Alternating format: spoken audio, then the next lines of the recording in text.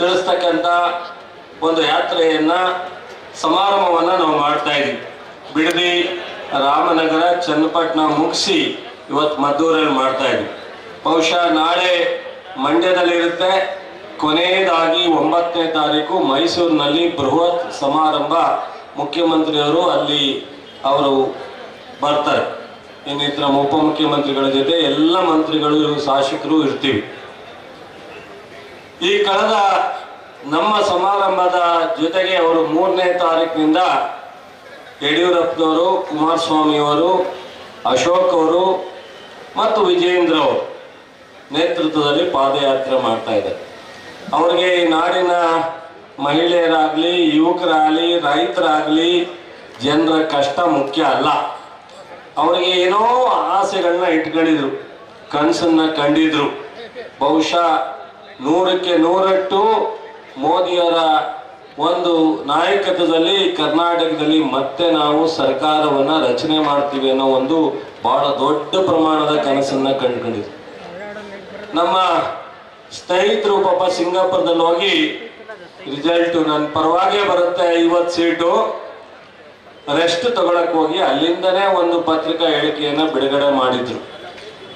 ನನ್ನ ಕಂಡೀಷನ್ಗೆ ಇದಕ್ಕಿಂತ ಮೊದಲು ಅವ್ರು ಬಿಜೆಪಿ ಜೊತೆ ಕೈ ಜೋಡಿಸ್ತೀನಿ ಅಂತ ಹೇಳಿದ್ದಂಥವ್ರು ಯಾವಾಗ 50 ಸೀಟ್ ಬರುತ್ತೆ ಅಂತ ಕನಸನ್ನ ಕಂಡ್ರು, ಬಿಜೆಪಿ ನಾವು ಆಡಳಿತ ಮಾಡಬೇಕಾಗತ್ತೆ, ಅದಕ್ಕಿಂತ ಮುಂಚಿತವಾಗಿ ನನ್ನ ಷರತ್ತಿಗೆ ಯಾರು ಬರ್ತಾರೋ ಅವರ ಜೊತೆನಲ್ಲಿ ನನ್ನ ಬೆಂಬಲ ಅಂತೇಳಿ ಸಿಂಗಾಪುರಿಂದ ಒಂದು ಬುಲೆಟ್ ಬಿಡುಗಡೆ ಮಾಡಿದ್ರು. ಬಹುಶಃ ಈ ರಾಜ್ಯದ ಜನ ಬೀದರಿಂದ ಚಾಮರಾಜನಗರವರೆಗೂ ಬುದ್ಧಿವಂತರಿದ್ದಾರೆ.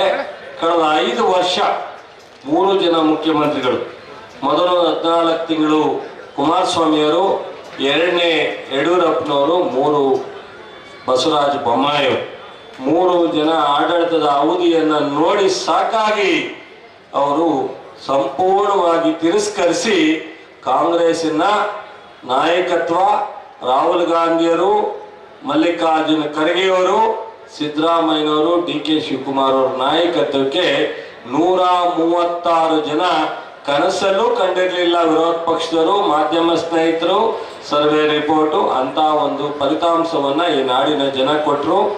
ಯಾವತ್ತು 136 ಜನ ಕಾಂಗ್ರೆಸ್ ಗೆದ್ದು ಸರ್ಕಾರ ರಚನೆ ಮಾಡಲಿಕ್ಕೆ ಒಂದು ಅವಕಾಶ ಸಿಕ್ತೋ ಅವತ್ತಿಂದ ಇಂದಿನವರೆಗೂ ಜನತಾದಳದವರು, ಬಿಜೆಪಿಯವರು ನಿದ್ದೆ ಮಾಡ್ತಾ ಇಲ್ಲ.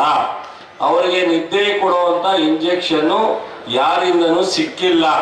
ಬಹುಶಃ ಪ್ರಜಾಪ್ರಭುತ್ವದಲ್ಲಿ ಹೋರಾಟ ಮಾಡ್ತಕ್ಕಂಥದ್ದು, ಚುನಾವಣೆ ಮಾಡ್ತಕ್ಕಂಥದ್ದು ಸಂವಿಧಾನದ ಅಡಿನಲ್ಲಿ ಸಾಧ್ಯ. ಆದರೆ ಫೇಲ್ ಆದಾಗ 5 ವರ್ಷ ಕಾಯುವಂತ ತಾಳ್ಮೆನೂ ಸಹ ಪಕ್ಷದ ನಾಯಕರುಗಳಿಗೆ ಇರಬೇಕು. 5 ವರ್ಷ ಆಡಳಿತವನ್ನ ನೋಡಿ ಜನ ಮುಂದಿನ ದಿನಗಳಲ್ಲಿ ತೀರ್ಮಾನ ತಗೊಳ್ತಕ್ಕಂಥ ಅವಕಾಶಗಳು ಬರುತ್ತೆ. ಪ್ರಜಾಪ್ರಭುತ್ವದ ರಾಷ್ಟ್ರದ ಉದ್ದಗಲಕ್ಕೂ ಇದೆಲ್ಲವೂ ಸಹ ಪ್ರಕ್ರಿಯೆ ಸ್ವತಂತ್ರ ಬಂದ ಮೇಲೆ ನಡೀತಕ್ಕಂಥದ್ದು. ಆದರೆ ಇವರಿಗೆ ತಡಿಲಿಕ್ಕೆ ಸಾಧ್ಯನೇ ಇಲ್ಲ. ಅವತ್ತಿಂದ ಇಲ್ಲಿವರೆಗೂ ನಿರಂತರವಾಗಿ ಅನೇಕ ಅಪಾದನೆಯನ್ನ ಮಾಡ್ತಕ್ಕಂಥ ಪ್ರಯತ್ನವನ್ನ, ಅದರಲ್ಲೂ ಮೊದಲನೇ ಗಣ್ಯ ಸ್ಥಾನದಲ್ಲಿ ಕುಮಾರಸ್ವಾಮಿ ಅವರಿದ್ದಾರೆ. ಪಾಪ ಅವರಿಗೆ ಕೆಲಸ ಮಾಡೋ ಅನುಭವ ಇಲ್ಲ, ಸಾರ್ವಜನಿಕರಿಗೆ ಏನಾದ್ರು ನ್ಯಾಯ ಒದಗಿಸೋ ಅಧಿಕಾರ ಅವಶ್ಯಕತೆ ಇಲ್ಲ. ಆದ್ರೆ ದ್ವೇಷದ ರಾಜಕಾರಣ ಮಾತ್ರ ಇರೋ ರಕ್ತದ ಪ್ರತಿ ಒಂದು ಕಣದಲ್ಲೂ ಸಹ ದ್ವೇಷದ ರಾಜಕಾರಣವನ್ನ ಪ್ರಾರಂಭ ಮಾಡಿದ್ದಾರೆ. ಪ್ರಾರಂಭದಿಂದನೇ ಪೆನ್ ಡ್ರೈವ್ ಅಂತ ಸ್ಟಾರ್ಟ್ ಆಯಿತು, ಇಲ್ಲದ ಸಲ್ಲದನ್ನ ಹೇಳಿದ್ರು. ಪಾಪ ಅವರು ರಾಜಕಾರಣದಲ್ಲಿ ಅವರು ಲಂಚನೇ ನೋಡಿಲ್ಲ, ದುಡ್ಡೇ ನೋಡಿಲ್ಲ. ಪ್ರಾಮಾಣಿಕರಲ್ಲಿ ಅತ್ಯಂತ ಪ್ರಾಮಾಣಿಕರು ಪ್ರಜಾಪ್ರಭುತ್ವದಲ್ಲಿ ಈ 78 ವರ್ಷದಲ್ಲಿ ಯಾರು ಭೂಮಿ ಮೇಲಿದ್ರು ಅದು ಕುಮಾರಸ್ವಾಮಿ ಒಬ್ಬರೇ ಅನ್ನೋದನ್ನ ನಾವೆಲ್ಲರೂ ಒಪ್ಪಲೇಬೇಕಾಗುತ್ತೆ. ಅಂತ ಪ್ರಾಮಾಣಿಕರು. ಅವ್ರ ಬಗ್ಗೆ ನಾನು ಬಹಳ ಹೆಚ್ಚು ಹೇಳಕ್ ಹೋಗೋದು ಸೂಕ್ತ ಅಲ್ಲ ಅಂತ. ಅತ್ಯಂತ ಪ್ರಾಮಾಣಿಕರ ಬಗ್ಗೆ ಮಾತಾಡಕ್ ಹೋದ್ರೆ ತಪ್ಪಾಗುತ್ತೆ.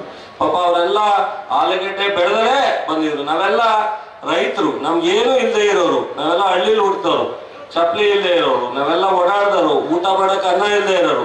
ನಾವು ಇವಾಗ ಪ್ಯಾಂಟು ಶರ್ಟ್ ಹಾಕೊಂಡ್ಬಿಟ್ಟಿದೀವಿ, ಸೊ ಪಂಚೆ ಬಿಟ್ಬಿಟ್ಟಿದೀವಿ, ಪ್ಯಾಂಟ್ ಹಾಕೊಂಡ್ಬಿಟ್ಟಿದೀವಿ. ಅವ್ರ ಕೆಲ ತಡೆಯಕ್ ಆಗ್ತಾ ಇಲ್ಲ. ಡಿ.ಕೆ. ಶಿವಕುಮಾರ್ ಅವರು ರಾಜಕೀಯಕ್ಕೆ ಬರೋದ್ಕಿಂತ ಬಿಸ್ನೆಸ್ ಮಾಡ್ಕೊಂಡ್ ಬಂದಿದ್ದಾರೆ. ರಾಜಕಾರಣಕ್ಕೆ ಬರೋದ್ಕಿಂತ ಮೊದಲು ಅವರು ಉದ್ಯಮಿಯಾಗಿ ಬಂದಿದ್ದಾರೆ. ಇವರು ಅಣ್ಣ ತಮ್ಮದಿರು ಯಾವ ಉದ್ಯಮಿ ಆಗಿದ್ರು ನನಗೆ ಗೊತ್ತಿಲ್ಲ. ಸಿದ್ದರಾಮಯ್ಯನವರು ಕಳೆದ ಜನತಾದಳದಲ್ಲೂ ಉಪಮುಖ್ಯಮಂತ್ರಿಯಾಗಿ ಕೆಲಸ ಮಾಡಿದ್ದಾರೆ. ಕಾಂಗ್ರೆಸ್ಸಲ್ಲೂ ಸಹ ಅಪೋಸಿಷನ್ ಲೀಡರ್ ಆಗಿ 2 ಬಾರಿ ಮುಖ್ಯಮಂತ್ರಿ ಆಗಿದ್ದಾರೆ. ಅವರನ್ನ ಈ ದೇಶದ ಜನ ಒಪ್ತಾರೆ, ನಮ್ಮ ಪಕ್ಷ ಒಪ್ಪುತ್ತೆ, ಬಿಜೆಪಿನಲ್ಲಿ ಮಹಾನ್ ನಾಯಕರುಗಳೆಲ್ಲ ಒಪ್ತಾರೆ. ಆದ್ರೆ ಇವ್ರಿಗೆ ಮಾತ್ರ ಸಮಾಧಾನ ಇದೆ. ಇವರಿಬ್ಬರು ಜೋಡಿ ಏನೆಲ್ಲ ನೋಡಿದ್ರು, ಚುನಾವಣೆಗಿಂತ ಮೊದಲು ಕಿತ್ತಾಡುತ್ತೆ, ಚುನಾವಣೆ ಆದ್ಮೇಲೆ ಕಿತ್ತಾಡ್ತಾರೆ, ಮುಖ್ಯಮಂತ್ರಿಗಳಾಗೋಣ ಕಿತ್ತಾಡ್ತಾರೆ, ಮಂತ್ರಿ ಮಂಡಲ ಆಗೋಣ ಕಿತ್ತಾಡ್ತಾರೆ. ಏನೂ ಆಗ್ತಾ ಇಲ್ಲ. ಪಾರ್ಲಿಮೆಂಟ್ ಅಲ್ಲಿ ಕಿತ್ತಾಡ್ತಾರೆ, ಅದೂ ಆಗ್ಲಿಲ್ಲ. 1 ರಿಂದ 9, ಅವ್ರು 27 ರಿಂದ 17, 27 ರಿಂದ 17, 1 ರಿಂದ ನಾವು 9. ರಾಷ್ಟ್ರದಲ್ಲಿ 300 ರಿಂದ 240. ಈಗ ಅವ್ರಿಗೆ ಮುಂದೆ ಒಂದಲ್ಲ ಒಂದ್ ದಿವಸ ನಮ್ಮ ಗಂಡಾಂತರ ಇದೆ ಅಂತ ಗೊತ್ತಾದ್ಮೇಲೆ ಇದು ಒಂದ್ ರೀತಿ ಕಾಂಗ್ರೆಸ್ಗೆ ಕರ್ನಾಟಕ ಭದ್ರಕೋಟೆ ಅನ್ನೋ ಒಂದು ಸೂಚನೆ ಅವ್ರಿಗೆ ಬಂದ ಮೇಲೆ ಏನಾದ್ರು ಒಂದು ಮಾಡಬೇಕು ಅನ್ನೋ ಒಂದು ಪ್ರಯತ್ನವನ್ನ ಇಬ್ರು ಸೇರಿ ಹೋರಾಟ ಮಾಡ್ತಾ ಇದ್ದಾರೆ. ಇಲ್ಲಿ ನಾಯಕತ್ವ ಕಿತ್ತಾಟ, ಮೈಸೂರು ರೋಡ್ ನಂದು, ಮೈಸೂರು ರೋಡ್ ನಾನು ಪ್ರಾರಂಭ ಮಾಡ್ತೀನಿ ಅಂತ ಹೇಳಿ ಬಿಜೆಪಿಯವರು. ಇದು ಕಾಂಗ್ರೆಸ್ನಲ್ಲಿ ನಿಮಗೆ ಕೊಟ್ಟಂತ ಬೆಲೆ ಬಿಜೆಪಿಲಿ ಸಿಗಲ್ಲ ಅನ್ನೋದನ್ನ ಕುಮಾರಸ್ವಾಮಿ ಅವರೇ ನೀವೆಲ್ಲ ಅರ್ಥ ಮಾಡ್ಕೋಬೇಕು. ಪ್ರಯತ್ನ ಮಾಡಿದ್ರು ನಾನು ಭಾಗವಹಿಸಲ್ಲ ಅಂತ. ಅಲ್ಲಿ ಅಮಿತ್ ಶಾ ಡೈರೆಕ್ಷನ್ನೇ ಕೊಟ್ರು 3ನೇ ತಾರೀಕಿನಿಂದ ಪ್ರಾರಂಭ ಮಾಡಿ ಅಂತ. ಅವಾಗ ಇವರೇ ಕೊನೆಗೆ ರಾಜಿ ಆಗುವಂತ ಅನಿವಾರ್ಯ ಪರಿಸ್ಥಿತಿ ಬಂತು ಇವರಿಗೆ. ಇವತ್ತು ಸಹ 3 ಗುಂಪು, ಅಲ್ಲಿ ಬಿಜೆಪಿಲಿ 2 ಗುಂಪು, ಜನತಾದಳ 1 ಗುಂಪು, 3 ಗುಂಪು. ನಮ್ಮಲ್ಲಿ ಒಂದೇ ಕಾಂಗ್ರೆಸ್ ಪಕ್ಷ, ಒಂದೇ ಗುಂಪು. ಸಿದ್ದರಾಮಯ್ಯ, DK ಶಿವಕುಮಾರ್ 2 ಗುಂಪಿಲ್ಲ, ಇಲ್ಲಿ ಒಂದೇ ಗುಂಪು. ಇವತ್ತು ಮೂಡ ಒಂದು ಏನು ಅಪಾದನೆ ಮಾಡ್ತಾ ಇದ್ದಾರೆ, ಮೂಡ ಜಸ್ಟ್ ಒಂದು ಅಪಾದನೆ ಅಷ್ಟೇ. ಅಲ್ಲಿ ಯಾರು ಪಾರ್ವತಮ್ಮನವರಿಗೆ ಕೊಟ್ಟಂತ ಸೈಟ್ ಅನ್ನ ಯಾರು ಕೊಟ್ಟವರು, ಕಾನೂನುಬದ್ಧವಾಗಿ ಅವ್ರು ಕೊಟ್ಟ ಅರ್ಜಿನ ಪುರಸ್ಕಾರ ಮಾಡಿರೋರು ಯಾರು? ಬಿಜೆಪಿಯ ಮುಖ್ಯಮಂತ್ರಿಯವರು ಬಸವರಾಜ ಬೊಮ್ಮಾಯಿಯರಿದ್ದಾಗ ಬಿಜೆಪಿಯ ನಾಮಿನೇಟೆಡ್ ಮಾಡಿದಂತ ಮೂಡ ಅಧ್ಯಕ್ಷ, ಅವತ್ತಿದ್ದಂತ ಬಿಜೆಪಿಯ ಶಾಸಕರು, ಕಾಂಗ್ರೆಸ್ನವರು, ಜನತಾದಳದವರು ಎಲ್ಲರೂ ಇದ್ದರು. ಅವರೆಲ್ಲರೂ ಹಾಕಿ ಕೇಸನ್ನ ಕ್ರಮ ತಗೊಳ್ಳಿ ಬೇಡ ಅಂದರೆ ಯಾರು? ಕೇಂದ್ರ ಸರ್ಕಾರ ನಿಮ್ಮ ಅಧಿಕಾರ ಇದೆ, ರಾಜ್ಯದಲ್ಲಿ ಅಧಿಕಾರ ಇತ್ತು, ಯಾಕೆ ಕೊಟ್ರು ಪಾರ್ವತಮ್ಮನವ್ರಿಗೆ? ಅವ್ರೊಬ್ಬರಿಗೆ ಕೊಟ್ರ? 150 ಜನಕ್ಕೆ ಸೈಟ್ ಕೊಟ್ಟಿದ್ದೀರಾ 50-50 ನಲ್ಲಿ. ಇವರಿಗೆ 48% ಕೊಟ್ಟಿದ್ದೀರಾ, ಅವ್ರಿಗೆ 50% ಕೊಟ್ಟಿದ್ದೀರಾ. 150 ಜನಕ್ಕೆ ಕುಮಾರಸ್ವಾಮಿ ಹೇಳಿದ್ರೆ ನಾನು ರಿಜಿಸ್ಟರ್ ಮಾಡ್ಕೊಂಡಿಲ್ಲ, ಸೈಟ್ ಹಾಕಿ ತಗೊಂಡ್ರಿ, ದುಡ್ಡು ಹಾಕಿ ಕಟ್ಟಿದ್ರಿ. 200 ತಗೊಂಡಿದ್ದೀರಾ ನೀವು. ನಿಮ್ ಜೊತೆಲಿ ನಿಮ್ಮ ಪಕ್ಷದ ಸ್ನೇಹಿತರುಗಳಿಗೆ 10, 20, 30, 50 ಸೈಟ್ ಕೊಟ್ಟಿದ್ದೀರಾ. ಇದನ್ನ ಯಾರು ತನಿಖೆ ಮಾಡಬೇಕು? ಸ್ವಲ್ಪ ತಾಳ್ಮೆಯನ್ನ ತಗೊಳ್ಳಿ. ನಮ್ಮ ಪಕ್ಷ ಅಧಿಕಾರಕ್ಕೆ ಬಂದ ತಕ್ಷಣ ಇದನ್ನೆಲ್ಲ ಬಯಲಿಗೆ ಇಳಿಬೋದಾಯ್ತು, ಇದನ್ನೆಲ್ಲ ಕ್ರಮ ತಗೋಬೋದಾಯ್ತು, ಇದನ್ನೆಲ್ಲ ನಿಮ್ ತರ ಸಂಸ್ಥೆಗಳನ್ನ ಪ್ರಾರಂಭ ಮಾಡಿ ಜೈಲಿಗೆ ಕಳಿಸೋ ಕೆಲಸ ಮಾಡಬಹುದಾಯ್ತು. ನಾವು ಅದು ಮುಖ್ಯ ಆಗ್ಲಿಲ್ಲ. ನಮ್ಗೆ ಈ ನಾಡಿನ ಜನ ಆಶೀರ್ವಾದ ಮಾಡಿದ್ದಾರೆ. ಈ ನಾಡಿನ ಜನರಿಗೆ ನಾವು ಕೆಲಸ ಮಾಡೋಣ, ಕಾರ್ಯಕ್ರಮ ಕೊಡೋಣ, ಅಭಿವೃದ್ಧಿ ಮಾಡೋಣ, ಆಮೇಲೆ ತನಿಖೆ ಇನ್ನೊಂದು ಅಂತೇಳಿ ಸಿದ್ದರಾಮಯ್ಯನವರು, DK ಶಿವಕುಮಾರ್ ಕೂತ್ಕೊಂಡ್ರು. 5 ಗ್ಯಾರಂಟಿಯನ್ನ ಕೊಡಕ್ಕಾಗಲ್ಲ, ಫೇಲ್ ಆಗ್ತಾರೆ, ನಾವು ಇದನ್ನ ಉಪಯೋಗಿಸ್ಕೋಬಹುದು ಅಂತೇಳಿ ಬೀದಿಲಿ ಹೋರಾಟ ಮಾಡಿದ್ರಿ. 5 ಗ್ಯಾರಂಟಿಯನ್ನ ಕೊಟ್ಟಾಯ್ತು. ಪ್ರತಿ ಮನೆಗೆ, ಮಹಿಳೆಯರಿಗೆ, ಪುರುಷರಿಗೆ, ಎಲ್ಲ ವರ್ಗದವರಿಗೆ 4 ರಿಂದ 5 ಸಾವಿರ ದುಡ್ಡು ಸಿಕ್ತು. ಅಭಿವೃದ್ಧಿ ಕೆಲಸ ಸ್ಟಾರ್ಟ್ ಆಯ್ತು. ಏನಾಯ್ತು ನಿಮ್ ಕತೆ? ಮತ್ತೆ ಇನ್ನೊಂದು ತಗೊಂಡ್ರಿ, ಯಾವುದು ಸಕ್ಸಸ್ ಆಗ್ಲಿಲ್ಲ. ಕೊನೆಗೆ ಈಗ ಮೂಡ ಇಶ್ಯೂನ ತಗೊಂಡಿದ್ದೀರಿ. ಮೂಡ ಇಶ್ಯೂ ಅದು ಸಂಬಂಧನೇ ಇಲ್ಲದೆ ಇರ್ತಕ್ಕಂಥ ವಿಚಾರ. ಸಿದ್ದರಾಮಯ್ಯನವ್ರಿಗೆ ಅದು ಸಂಬಂಧ ಇಲ್ಲದೆ ಇರ್ತಕ್ಕಂಥ ವಿಚಾರ. ಸಿದ್ದರಾಮಯ್ಯನವ್ರ ಕಾಲದಲ್ಲಿ ಸೈಟ್ ಕೊಟ್ಟಿಲ್ಲ, ಸಿದ್ದರಾಮಯ್ಯನ ಕಾಲದಲ್ಲಿ ಅವರ ಅರ್ಜಿಯನ್ನ ಪುರಸ್ಕಾರ ಮಾಡಿಲ್ಲ. ನಿಮ್ಮ ಕಾಲದಲ್ಲಿ ಮಾಡಿರ್ತಕ್ಕಂಥದ್ದು ಅವ್ರೊಬ್ಬರಿಗೆ ಮಾಡಿದ್ರೆ ಅದು ಅಪರಾಧ, ಅವ್ರೊಬ್ಬರಿಗೆ ಮಾಡಿಲ್ಲ.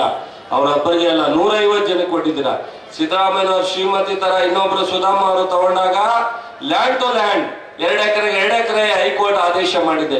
ಇವ್ರು 3.5 ಎಕರೆಗೆ 3.5 ಎಕರೆಯನ್ನ ಕೊಟ್ಟಿಲ್ಲ, 3.5 ಎಕರೆಗೆ 3.5 ಎಕರೆ ತಗೊಂಡಿಲ್ಲ. ಇವ್ರು ತಗೊಂಡೋದು 48% ಸೈಟ್. ಇಂಥ ಅನ್ಯಾಯವನ್ನ, ಇಂಥ ಸುಳ್ಳನ್ನ ಹೇಳಲಿಕ್ಕೆ ನೀವು ಪಾದಯಾತ್ರೆ ಮಾಡ್ತಾ ಇದ್ದೀರಾ. ನಂಜನಗೂಡಲ್ಲಿ, ಮಡಿಕೇರಿನಲ್ಲಿ, ಮಂಗಳೂರಿನಲ್ಲಿ, ಸಕಲೇಶ್ಪುರದಲ್ಲಿ, KRS ಬಳಿ ಆಗಿರ್ತಕ್ಕಂಥ ಅನಾಹುತದ ಬಗ್ಗೆ ನಿಮ್ಗೆ ಹೋಗಿ ಕೇಂದ್ರ ಸರ್ಕಾರದಲ್ಲಿ ಅತಿವೃಷ್ಟಿಗೆ ಹಣ ಬಿಡುಗಡೆ ಮಾಡಿ ಅಂತ ಹೇಳಿ ನಿಮ್ಮ ಅಮಿತ್ ಶಾ ಹತ್ರ, ಮೋದಿ ಹತ್ರ ಹೇಳಕ್ ಆಗಲ್ವಾ? ಕುಮಾರಸ್ವಾಮಿ ಅವರೇ, ಇಲ್ಲಿ ಹೇಳ್ತಿರಲ್ಲ 5 ನಿಮಿಷಕ್ಕೆ ನಾನು ಮೇಕೆದಾಟನ್ನ ಪ್ರಾರಂಭ ಮಾಡ್ತೀನಿ ಅಂತ ಹೇಳಿದ್ರಲ್ಲ, ರಿಸಲ್ಟ್ ಬಂದು ನಿನ್ನೆ ಹೇಳಿದ್ರಲ್ಲ ನಾನು ಹೇಳಿಲ್ಲ ಅಂತ ಹೇಳಿದಿರ. ಇಲ್ಲಿ ಹೇಳಿದಿರಾ ಕಾವೇರಿ ಇಶ್ಯೂನ ನಾನು 5 ನಿಮಿಷದಲ್ಲಿ ಬಗೆಹರಿಸ್ತೀನಿ ಅಂತ ಹೇಳಿದ್ರಿ. ನಮ್ ತಂದೆ ಮಾಡಕ್ ಆಗದೆ ಇರೋದನ್ನ ಇಲ್ಲಿವರೆಗೆ ಯಾರು ಮಾಡಕ್ ಆಗದೆ ಇರೋದನ್ನ ನಾನು ಮಾಡ್ತೀನಿ, ನಾನು ಲೋಕಸಭೆ ಕಳಿಸಿ ಅಂತ ಹೇಳಿದ್ರಿ. ಏನ್ ಮಾಡ್ತಾ ಇದ್ದೀರಾ ಅಲ್ಲಿ? ಇಂಡಸ್ಟ್ರಿಯಲ್ ಮಿನಿಸ್ಟರ್ ಆಗಿ ರಾಜ್ಯ ಸರ್ಕಾರವನ್ನು ಅಳ್ಳಾಡಿಸ್ಬೇಕು ಅಂತ ಹೇಳಿ ನಿಮ್ಮ ಪ್ರಯತ್ನನ, ಡಿ ಕೆ ಶಿವಕುಮಾರ್ ಮೇಲೆ ನಿಮ್ ದ್ವೇಷದ ರಾಜಕಾರಣವನ್ನ, ಸಿದ್ದರಾಮಯ್ಯನವ್ರನ್ನ ಅಳ್ಳಾಡಿಸುವಂತ ಪ್ರಯತ್ನವನ್ನ ಕುಮಾರಸ್ವಾಮಿ ಅವರೇ ಇದನ್ನ ಯಾರು ಕ್ಷಮಿಸಲ್ಲ ನಿಮ್ಮನ್ನ. ಯಡಿಯೂರಪ್ಪನವರೇ, ನೀವು ಕುಮಾರಸ್ವಾಮಿ ಅವರು ಕಿತ್ತಾಡಿದ್ದು ಇನ್ನು ಈ ಒಂದು ಟಿವಿಯವರ ಮಾಧ್ಯಮದ ಕೈಯಲ್ಲೇ ಇದೆ. ನೀವು ಯಾವ ಮಟ್ಟಕ್ಕೆ ಅಸೆಂಬ್ಲಿಯಲ್ಲಿ ಮಾತಾಡಿದ್ರೆ ಜ್ಞಾಪಕ ಮಾಡ್ಕೊಳ್ಳಿ. ನನ್ನ ದ್ವೇಷ ಕಾಂಗ್ರೆಸ್ ಮೇಲಲ್ಲ, ನನ್ನ ದೇಶ ಅಪ್ಪ ಮಕ್ಕಳ ಮೇಲೆ ಅಂತ ಹೇಳಿದ್ರಿ ಯಡಿಯೂರಪ್ಪನವರೇ. ಜ್ಞಾಪಕ ಇದೆಯಾ ನಿಮ್ಗೆ? ಅದನ್ನ ಜ್ಞಾಪಕ ಮಾಡ್ಕೊಳ್ಳಿ. ನಿಮ್ಮನ್ನ ಜೈಲು ಕಳಿಸುವಂತ ಕೆಲಸವನ್ನ ಕುಮಾರಸ್ವಾಮಿ ಅವರು ಸತತವಾಗಿ ಡಿನೋಟಿಫಿಕೇಶನ್ ಕೇಸ್ ಇಟ್ಕೊಂಡು ಮಾಡಿದ್ರು. ಜ್ಞಾಪಕ ಇಟ್ಕೊಳ್ಳಿ. ಈಗ ನೀವು ಇಬ್ರು ಕುಚುಕು ಆಗಿದ್ದೀರಲ್ಲ, ದಯಮಾಡಿ ನಿಮಗೆ ದ್ವೇಷದ ರಾಜಕಾರಣವನ್ನ ಬಿಡಿ. ಈ ರಾಜ್ಯದ ನಾಡಿನ ಜನರ ಬದುಕಿನ ಕಡೆ ಗಮನ ಕೊಡಿ. ನಮಗೆ ಜವಾಬ್ದಾರಿಯನ್ನ ಕೊಟ್ಟಿದ್ದಾರೆ ಜನ. ನಾವು ಪ್ರಾಮಾಣಿಕವಾಗಿ ಸಿದ್ದರಾಮಯ್ಯನವರು, ಡಿ ಕೆ ಶಿವಕುಮಾರ್ ಅವರ ನಾಯಕತ್ವದಲ್ಲಿ ಈ ರಾಜ್ಯದ ಅಭಿವೃದ್ಧಿ, ರಾಜ್ಯ ಜನರ ಸಮಸ್ಯೆಯನ್ನ, ಕಳೆದ ವರ್ಷ ಬರಗಾಲ ಬಂತು, ಯಾರಾದ್ರೂ ಒಂದು ಬರಗಾಲದಿಂದ ಸಮಸ್ಯೆನ ಎದುರಿಸುವಂತ ಪರಿಸ್ಥಿತಿಯನ್ನ ನಿರ್ಮಾಣ ಮಾಡಲಿಲ್ಲ. ಇಡೀ ಮಂತ್ರಿಮಂಡಲ ಶಾಸಕರು ಹೋರಾಟ ಮಾಡಿದ್ರು, ಕೇಂದ್ರದಿಂದ ದುಡ್ಡು ಬರಲಿಲ್ಲ. ಸುಪ್ರೀಂ ಕೋರ್ಟ್ ನಿಂದ 3,454 ಕೋಟಿಯನ್ನು ತಂದು ಹಂಚುವಂತ ಕೆಲಸವನ್ನ ಮಾಡಿದ್ರು. ಕೃಷಿ ಇಲಾಖೆ, ನೀತಿನ ಇಲಾಖೆಯಲ್ಲಿ ಯಾವುದೇ ತೊಂದರೆ ಇಲ್ಲದೆ ನಾಡಿನ ಉದ್ದಗಲಕ್ಕೂ ಒಂದೇ ಒಂದು ರೈತ ಸಂಪರ್ಕ ಕೇಂದ್ರದಲ್ಲಿ ಒಂದು ಗೊಬ್ಬರ, ಬಿತ್ತನೆ, ಔಷಧಿ ಎಲ್ಲೂ ಕೊರತೆ ಕಳಪೆ ಇಲ್ಲದಂಗೆ ನೋಡ್ತಕ್ಕಂಥ ಕೆಲಸವನ್ನ ಈ ಸರ್ಕಾರ ಮಾಡಿದೆ.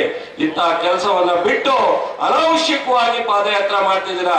ನಿಮ್ಗೆ ಇದನ್ನ ಜನ ಕ್ಷಮಿಸಲ್ಲ, ಆ ದೇವರು ಕ್ಷಮಿಸಲ್ಲ. ಈ ಒಂದು ಸುಳ್ಳು ಯಾತ್ರೆಯನ್ನ ನೀವು 10ನೇ ತಾರೀಕು ಮುಗಿಸೋದ್ರೊಳಗಡೆ ನಿಮ್ಗೆ ಜನರ ತೀರ್ಮಾನ ಆಗುತ್ತೆ.